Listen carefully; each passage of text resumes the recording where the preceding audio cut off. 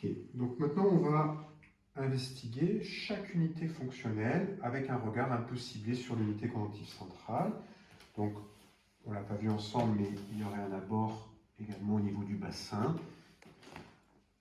Je visualise les structures, je discrimine, je me mets en équipression, j'essaie de ressentir si j'ai une attirance tissulaire au niveau de cette région bassin. Ici, j'ai pas grand-chose.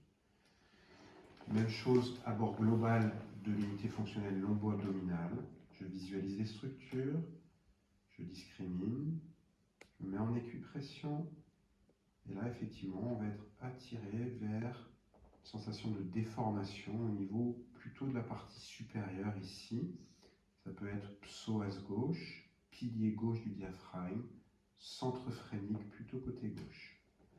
Ici, je le prends et je le réserve. Abord global de l'unité fonctionnelle dorso-thoracique. Je pose, je discrimine. Effectivement, je vais retrouver une restriction de mobilité qui concerne l'unité conjonctive centrale entre l'œsophage, le passage de l'œsophage à travers le centre phrénique, la partie haute de l'estomac et le psoas à droite. La restriction se situe à cet endroit-là.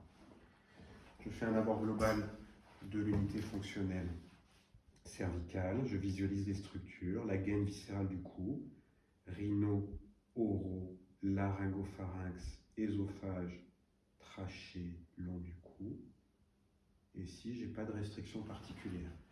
Donc, la restriction principale concerne l'œsophage dans la partie basse de la région thoracique, c'est-à-dire le médiastin postérieur et inférieur, l'unité conjonctive centrale dans la partie haute de la région lombo-abdominale, c'est-à-dire pilier gauche du diaphragme, psoas, et peut-être un peu d'estomac, notamment le ligament gastro-phrénique gauche. C'est assez facile d'associer ces dysfonctions avec la dysfonction vertébrale que j'ai trouvée tout à l'heure, T6 correspondant à l'innervation métamérique de l'estomac.